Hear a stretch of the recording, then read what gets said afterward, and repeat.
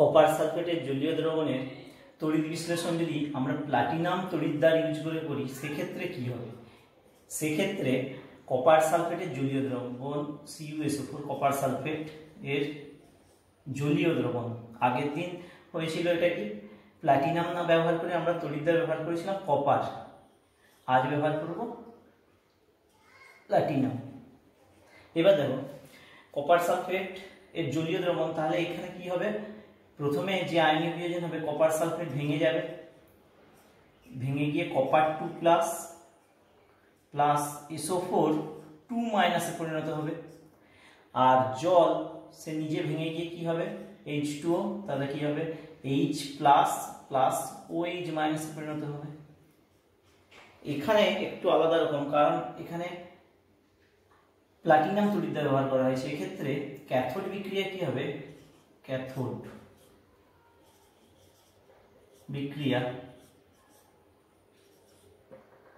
বিক্রিয়াতে কি হবে?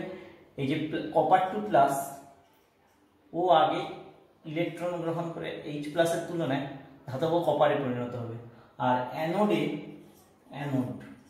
অ্যানোড বিক্রিয়ার ক্ষেত্রে OH মাইনাস আয়ন ও কি করবে? ইলেকট্রন ত্যাগ করে OH এ পরিণত হবে। সেই জলের তড়িৎ বিশ্লেষণের মতো OH-টা আবার ভেঙে গিয়ে কি তৈরি করবে? জল আর অক্সিজেন O2 এর ব্যালেন্স যেমন আগে করা ছিল। তাহলে দ্রবণের শেষে আমার পড়ে থাকবে কি? এই সালফেট আয়নটা পড়ে থাকবে, আর পড়ে থাকবে কি? H প্লাস আয়নটা। তাহলে H প্লাস আর সালফেট আয়ন এই দুটো যদি দ্রবণের শেষে পড়ে থাকে তাহলে জলীয় দ্রবণটা শেষে থাকবে সেই দ্রবণের প্রকৃতি কি হবে? তাহলে H প্লাস আর SO4 2 মাইনাস এই দুটো পড়ে থাকলো। তাহলে H প্লাস আর SO4 2 মাইনাস এটা পরস্পর যুক্ত হয়ে কি অ্যাসিড তৈরি করে? Sulphuric acid. তার মানে অ্যাসিড তৈরি হচ্ছে মানে জলীয় দ্রবণটা কি হবে? আম্লিক প্রকৃতির হয়ে যাবে, এবং তাহলে শেষে আমরা H2SO4 অ্যাসিড আকারে ওই জলীয় দ্রবণে পাবো। ঠিক আছে, এই হলো প্লাটিনাম তড়িৎদ্বার ব্যবহার করে কপার সালফেটের জলীয় দ্রবণের তড়িৎ বিশ্লেষণ। আর যখন কপার তড়িৎদ্বার ব্যবহার করেছিলাম তখন কি হয়েছিল? ক্যাথোডে একরকম বিক্রিয়া হয়েছিল, এইটা ঠিক ছিল, কিন্তু অ্যানোডে কি হয়েছিল? অ্যানোডে এখানে OH এর পরিবর্তে সেক্ষেত্রে কি হয়েছিল? কপার ইলেকট্রন ত্যাগ করে কপার 2 প্লাসে পরিণত হয়েছিল। এই দুটো একটু আলাদা রকম, প্লাটিনাম তড়িৎদ্বার ব্যবহার করলে একরকম, কপার তড়িৎদ্বার ব্যবহার করলে আরেক রকম। ঠিক আছে, বোঝা গেল তাহলে? এরপরে আমরা পড়ব তড়িৎ বিশ্লেষণের প্রয়োগ কি। তড়িৎ বিশ্লেষণের 3টে প্রয়োগ। এক হচ্ছে তড়িৎ লেপন, ধাতু নিষ্কাশন, আর 3 হচ্ছে ধাতু তড়িৎ শোধন। এখানে এই তড়িৎ লেপন যেটা, এটা আমরা অনেক ধাতুর পড়ব, কিন্তু এই যে ধাতু নিষ্কাশন বা ধাতুর তড়িৎ শোধন এগুলো খুব একটা বেশি ধাতুর করবো না, প্রত্যেকটার একটা একটা করে করব। প্রথমেই দ্বিতীয় এই যে নিষ্কাশনটা আমরা অ্যালুমিনিয়ামের করব, অ্যালুমিনিয়াম। আর তৃতীয় এই যে ধাতুর তড়িৎ শোধন এটা আমরা কপারের করব, কপার। এই কপারেরটা একরকম আগে পড়াও হয়ে গেছে। যাই হোক, তড়িৎ লেপন আমরা পড়ব প্রথমে। তাহলে আমরা প্রথমে পড়ব তড়িৎ লেপন।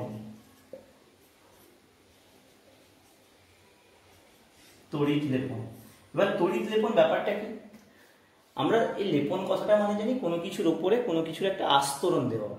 এক্ষেত্রে তাহলে তড়িৎ আছে মানে তড়িৎকে আমরা ব্যবহার করব। আর আমরা মোটামুটি ধাতু সম্বন্ধেই এখানে বিভিন্ন ধাতুর এই সমস্ত জিনিস পড়ছি, সোজা কথা ধাতুর ওপরে এই লেপনটা হবে। এবার কি ব্যাপারটা? ধরো একটা লোহার চামচ, ওই লোহার চামচটায় আমরা কি আর খাওয়ার জন্য কন্টিনিউ ব্যবহার করতে পারবো? নিশ্চয়ই না। ওর উপর কি করা হয়? বেশ চকচক করবে বলে নিকেলের একটা আস্তরণ দেওয়া থাকে।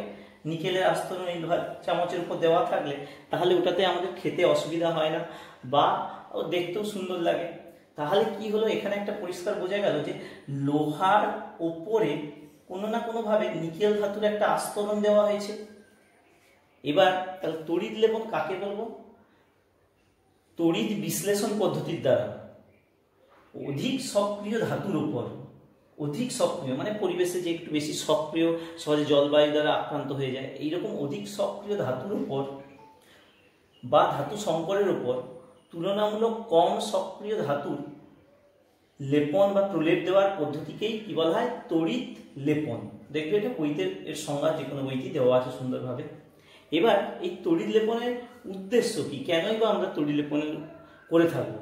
এক হচ্ছে যে পরিবেশের জলবায়ু, বিভিন্ন রকম জলবায়ু থেকে শুরু করে বিভিন্ন রকম পরিবেশের যে অবস্থা, তাতে যাতে করে না ওই ধাতুটা ক্ষয়প্রাপ্ত হয় সেদিকে লক্ষ্য রাখার জন্য এক।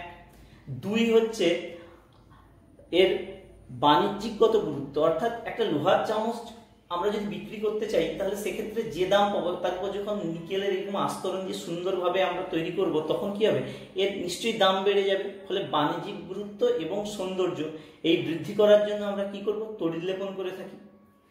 তাহলে বোঝা গেল তড়িৎ লেপন কাকে বলে, তড়িৎ লেপনের উদ্দেশ্য। এবার আমরা তড়িৎ লেপনটা করব কিভাবে সেই জিনিসটা পড়ব। তড়িৎ লেপন করব বলতে এবার এখানে অনেকগুলো ধাতু পড়ব, সেই ধাতুগুলোর উপর কিভাবে তড়িৎ লেপন করা হচ্ছে সেইগুলো পরপর আমরা দেখব। তাহলে আমরা পড়েছি এখন তড়িৎ লেপন। এবার এইখানে একটা শুধু ছক জাতীয় অংশ মনে রাখতে পারলে, বিভিন্ন বইতে এটা করে দেওয়া আছে, সেই জিনিসটা মনে রাখলেই আমাদের হয়ে যাবে। ধরো প্রথমে যার উপর আমরা প্রলেপ দেব, যার উপর প্রলেপ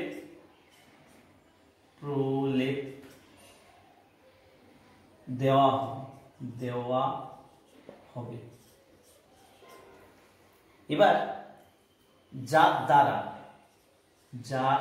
দ্বারা প্রলেপ দেওয়া হবে। আর এখানটা কি, তড়িৎ বিশ্লেষ্য পদার্থ, তড়িৎ বিশ্লেষ্য পদার্থ বা তড়িৎ বিশ্লেষ্য হিসেবে আমরা কি নেব। তাহলে যার উপর প্রলেপ দেওয়া হবে সেটার কোনো নির্দিষ্ট হতে পারে না। ধরো সে একটা লোহার চামচও হতে পারে, আবার দেখা যেতে পারে সেটা একটা রূপার চামচও হতে পারে। এবার তাহলে যার উপর প্রলেপ দেবো সেটাকে আমরা কি হিসেবে নেব? এই যে প্রথমেই বলা হয়েছিল ক্যাথোড, অ্যানোড আর তড়িৎ বিশ্লেষ্য পদার্থ, সেই জিনিসটা এখানে হবে। তাহলে এই যার উপর প্রলেপ দেওয়া হবে সে হবে ক্যাথোড।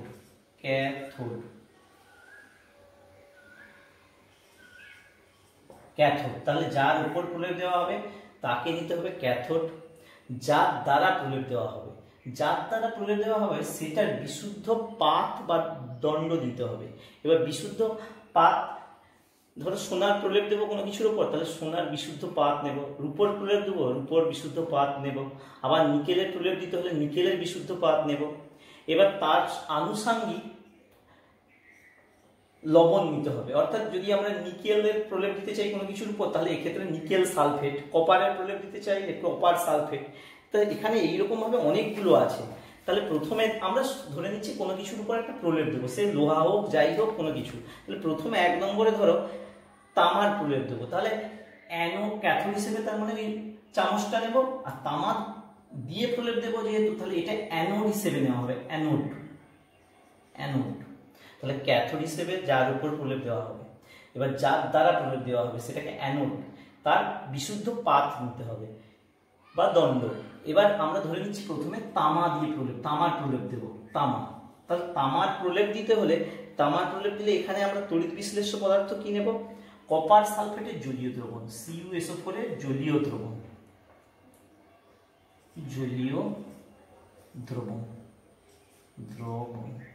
আবার ধরো ওই চামচটার উপর আমরা নিকেলের প্রলেপ দেব, নিকেলে নাই আর লিখছি না, এটা তামা। নিকেলের প্রলেপ দিতে গেলে তাহলে এক্ষেত্রে আমরা কি নেব, এক্ষেত্রে তড়িৎ বিশ্লেষ্য পদার্থ হিসেবে নেব nickel sulphate, NiSO4, nickel sulphate. এবং এতে সামান্য পরিমাণ অ্যামোনিয়াম সালফেট যোগ করে রাখবো, এর জলীয় দ্রবণ। তাহলে একটু জলীয় দ্রবণ দেব, অ্যামোনিয়াম সালফেট। আবার ধরো এইটার উপর, এই লোহার চামচের উপর আমরা প্রলেপ দেব, ধরো রূপোর প্রলেপ দেব, তাহলে বিশুদ্ধ রূপোর পাত নেব এখানটা। আর এবার এখানে তড়িৎ বিশ্লেষ্য পদার্থ হিসেবে কি নেব, তড়িৎ বিশ্লেষ্য পদার্থ হিসেবে নেব পটাশিয়াম আর্জেন্টোসায়ানাইড। এই সংকেতটা একটু কঠিন, তোমাদের এখন লাগবে, প্র্যাকটিস করতে হয়ে যাবে। AgCN2, potassium আর্জেন্টোসায়ানাইড। এবার ধরো ওই চামচটার উপর সোনার প্রলেপ দেব। তাহলে সোনার প্রলেপ দিতে গেলে এই সোনা বিশুদ্ধ পাত নেব। আর এক্ষেত্রে তড়িৎ বিশ্লেষ্য পদার্থ হিসেবে কি নেব? পটাশিয়াম। এটা তখন এজির পরিবর্তে এইউ হয়ে যাবে, AuCN এর হোল টু শেষ। তাহলে তামা হলে কপার সালফেটের জলীয় দ্রবণ, নিকেলে প্রলেপ দিতে চাইলে নিকেল সালফেট এবং সামান্য পরিমাণ অ্যামোনিয়াম সালফেট এর জলীয় দ্রবণ। আর সিলভারের প্রলেপ দিতে চাইলে অর্থাৎ রূপার প্রলেপ দিতে চাইলে পটাশিয়াম আর্জেন্টো সায়ানাইড। এই নামগুলো দেখবে সব বইতে দেওয়া আছে, আমি এখানে বোঝানোর জন্য বলে দিচ্ছি, তোমরা বই ধরে ধরে এইগুলো প্রত্যেকটা নামগুলো প্রথমে পড়বে, তার সংকেতগুলো তার সঙ্গে লিখবে। আর সোনার প্রলেপ দিতে চাইলে আমরা বিশুদ্ধ সোনার পাত নেব বা দণ্ড নেব, আর তড়িৎ বিশ্লেষ্য পদার্থ হিসেবে পটাশিয়াম অরোসায়ানাইড নেব। এইভাবে আমরা কোনো কিছুর ক্ষেত্রে তড়িৎ লেপন করব। এবার ধরে নিচ্ছি একটা প্রশ্ন এলো যে সোনার প্রলেপ দেব, রূপোর একটা কোনো কিছু জিনিসের উপর, রূপার একটা কোনো জিনিসের উপর ধরো সোনার প্রলেপ দেব, তাহলে আমাদের ক্যাথোড, অ্যানোড আর তড়িৎ বিশ্লেষ্য পদার্থ কি নেব? তাহলে রূপোর ওপরে প্রলেপ দেবো, তাহলে এখানে দেখো যার উপর প্রলেপ দেবো তাকে কি হিসেবে নেবো? ক্যাথোড। তার মানে রূপোর সেটা যে জিনিসটা হবে সেই জিনিসটা ক্যাথোড হিসেবে নেব। যার দ্বারা প্রলেপ দেব, তার মানে যার দ্বারা প্রলেপ দেব কি সোনার দিয়ে প্রলেপ দেব, তাহলে এক্ষেত্রে অ্যানোড হিসেবে কি নেব? সোনা, মানে AU। আর তড়িৎ বিশ্লেষ্য পদার্থ হিসেবে কি নেব? তাহলে যেটা অ্যানোড দেব তার আনুষঙ্গিক যৌগিক পদার্থটা সেটা হচ্ছে কি? পটাশিয়াম অরোসায়ানাইড। তাহলে ক্যাথোড হচ্ছে রূপোর চামচ হোক যাই হোক, আর অ্যানোড হচ্ছে তোমার এই মানে সোনা যেটা, আর এটা হচ্ছে AG। আর তড়িৎ বিশ্লেষ্য পদার্থ হিসেবে পটাশিয়াম অরোসায়ানাইড, এইটা নিতে হবে। এইভাবে পরীক্ষায় কোশ্চেনও আসে। তাহলে তড়িৎ লেপনটা আশা করি বোঝা গেল। এরপরে বাকি দুটো অংশ আছে, সেই দুটো অংশ বলছি। এরপরে ধাতু নিষ্কাশন। এই ধাতু নিষ্কাশনে আমরা পড়ব অ্যালুমিনিয়াম ধাতু নিষ্কাশন। অ্যালুমিনিয়াম সেটা কোথা থেকে? বিশুদ্ধ অ্যালুমিনা থেকে। তাহলে এক্ষেত্রে আমরা তড়িৎ বিশ্লেষ্য পদার্থ হিসেবে কি নেব? তড়িৎ বিশ্লেষ্য পদার্থ। তড়িৎ বিশ্লেষ্য পদার্থ হিসেবে এখানে নিতে হবে বিশুদ্ধ অ্যালুমিনা। অ্যালুমিনার সংকেত হচ্ছে Al2O3। আর নেব প্লাস ক্রায়োলাইট।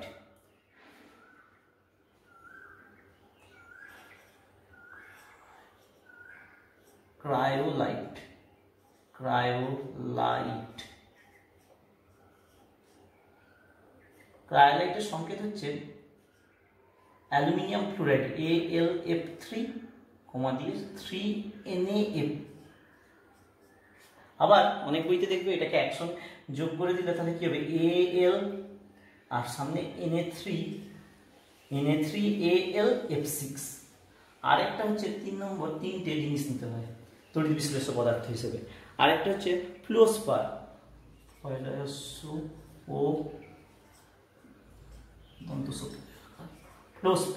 ফ্লোসপারটা এবার এটা দিয়ে নেওয়া হয়। ফ্লোসপারের সংকেত হচ্ছে ক্যালসিয়াম ফ্লোরাইড,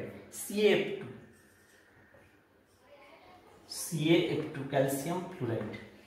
এবার এগুলো কতটা কি পরিমাণ নেওয়া হয়?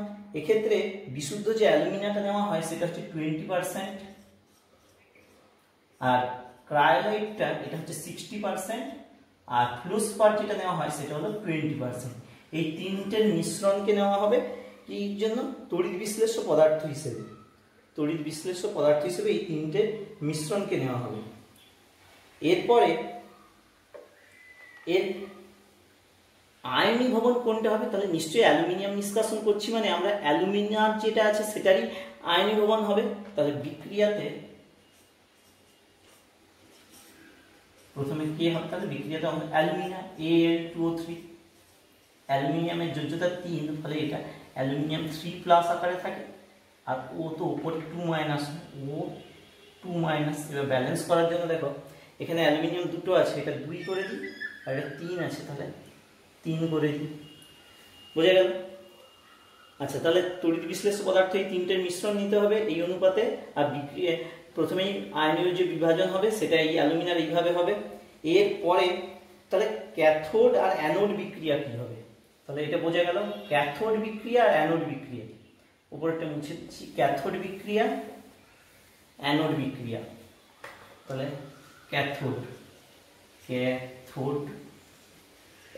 বিক্রিয়া, ক্যাথোডে আমরা জানি ক্যাটায়ন যায়, এখানে তাহলে এই আয়নীয় বিয়োজন যে হয়েছে তাহলে তার ক্যাটায়ন অংশ বলতে কি অ্যালুমিনিয়াম 3+, তাহলে এই অ্যালুমিনিয়াম 3+ যদি ইলেকট্রন গ্রহণ করলো, কারণ 3+ আছে, 3টে ইলেকট্রন গ্রহণ করবে, করে অ্যালুমিনিয়াম ধাতুতে পরিণত হলো।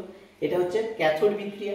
আর অ্যানোড বিক্রিয়া কি হবে, অ্যানোডের ক্ষেত্রে কি আছে দেখো, অ্যানোডে এখানে আয়নীয় যে বিয়োজন হয়েছে সেটাতে O2- আছে, তাহলে অ্যানোড বিক্রিয়া, অ্যানোড, এই অ্যানোড বিক্রিয়ায় কি হবে, O2-, ও ইলেকট্রন দুটো ত্যাগ করে ও পরমাণুতে পরিণত হবে, +2E। এইরকম ভাবে দুটো ও পরস্পর যুক্ত হয়ে গিয়ে কি হবে, অক্সিজেন O2 গ্যাসে পরিণত হয়ে যাবে। তাহলে আমরা ক্যাথোডে কি পাবো, অ্যালুমিনিয়াম ধাতু সঞ্চিত হবে পাবো এটা, আর অ্যানোডে অক্সিজেন। এই হলো অ্যালুমিনিয়াম ধাতু নিষ্কাশনের পদ্ধতি বিশুদ্ধ অ্যালুমিনা থেকে। আচ্ছা, এই ক্ষেত্রে একটা কথা বলে রাখি যে আমরা যখন এই যে এই বিক্রিয়াটা করব বা এই যে নিষ্কাশন করব, এক্ষেত্রে যে আমরা ক্যাথোড আর অ্যানোড ব্যবহার করব, তড়িৎদ্বার হিসেবে কি নেব, এখানে তড়িৎদ্বার হিসেবে ক্যাথোড, যেটা ক্যাথোডে যে বিক্রিয়া হবে অর্থাৎ ক্যাটায়ন যে আছে, আচ্ছা ক্যাথোড আর অ্যানোড, তাহলে ক্যাথোডে যেটা আমরা নেব ক্যাথোড হিসেবে, সেই ক্যাথোড হিসেবে আমরা নেব ইস্পাত নির্মিত একটা আয়তকার ট্রাঙ্ক নেব, আর যার ভিতরে পুরো কি হবে, গ্রাফাইট বা গ্যাস কার্বনে আস্তরণ দেওয়া থাকবে। ক্যাথোড হিসেবে নেব ইস্পাত নির্মিত আয়তকার ট্রাঙ্ক, যার ভেতরের অংশটায়, এই ভেতরের অংশে গ্রাফাইট বা গ্যাস কার্বনের পুরো একটা আস্তরণ থাকবে, এটা হলো ক্যাথোড। আর অ্যানোড কি হবে, এই ট্রাঙ্কটার উপরে, এই ট্রাঙ্ক ধরো এটা ট্রাঙ্কের, ধরো এইরকম ভাবে যদি একটা ট্রাঙ্ক হয়, এই ট্রাঙ্কের ভেতর অংশটা তার মানে কি হলো, গ্রাফাইট বা গ্যাস কার্বন দিয়ে তৈরি, আর ইস্পাত দিয়ে, পুরোটা ইস্পাতের এটা ট্রাঙ্কটা, এটা ক্যাথোড হিসেবে ব্যবহার হবে। আর অ্যানোড হিসেবে এক্ষেত্রে যেটা ব্যবহার হবে, অ্যানোড হিসেবে কি হবে, এর ভেতরে গ্রাফাইটের দণ্ড কয়েকটা থাকবে, এর উপর থেকে কয়েকটা গ্রাফাইটের দণ্ড দেওয়া থাকবে, সেটা কি হবে, অ্যানোড হিসেবে কাজ করবে। তাহলে ক্যাথোড আর অ্যানোড হিসেবে কি কাজ হবে এটা বলা হলো। এই হলো অ্যালুমিনিয়াম ধাতুর নিষ্কাশন অ্যালুমিনা থেকে। দেখো 3 নম্বর যে প্রয়োগটা, ধাতুর তড়িৎ শোধন বা বিশুদ্ধিকরণ। এক্ষেত্রে আমরা যে ধাতুটার তড়িৎ শোধন করবো সেটা হচ্ছে কপারের তড়িৎ শোধন আমরা করবো। এক্ষেত্রে এটা আমরা আগেও পড়েছি, সেই কপার তড়িৎদ্বার ব্যবহার করে, কপার তড়িৎদ্বার ব্যবহার করে আমরা যে কপার সালফেটের জলীয় দ্রবণে তড়িৎ বিশ্লেষণ করেছিলাম, এখানে সেই জিনিসটাই। তাহলে এক্ষেত্রে কি করব, ক্যাথোড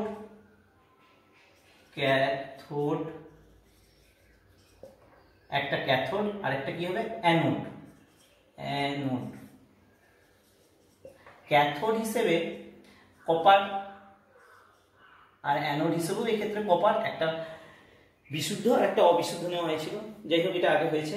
এবার অ্যানোডটা যেটা নেব, অ্যানোডের যে কপার যেটা থাকবে, সেই অবিশুদ্ধ কপারটাকে, এই যে কপারের পাত বা দণ্ড নেওয়া হয়েছিল, এইটাকে কি করবে, মসলিনের থলি দিয়ে, একটা মসলিনের কাপড় দিয়ে বেঁধে দেওয়া থাকবে পুরোটাকে এরকম হবে। এবার আর এইটা কি হবে, এটা তো বিশুদ্ধ পাত থাকবে। এবার এই অংশে কি হয়,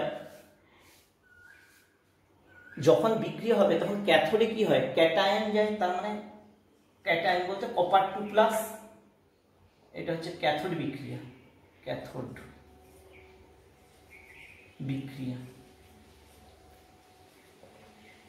ক্যাটায়ন যাবে, ক্যাটায়ন কি করবে, দুটো ইলেকট্রন নিয়ে এটা এখানে কি হবে, কপার ধাতুতে পরিণত হয়ে গিয়েছিল, তাহলে ক্যাথোডটা ধীরে ধীরে মোটা হবে। আর অ্যানোডে কি হয়েছিল, অ্যানোড বিক্রিয়াতে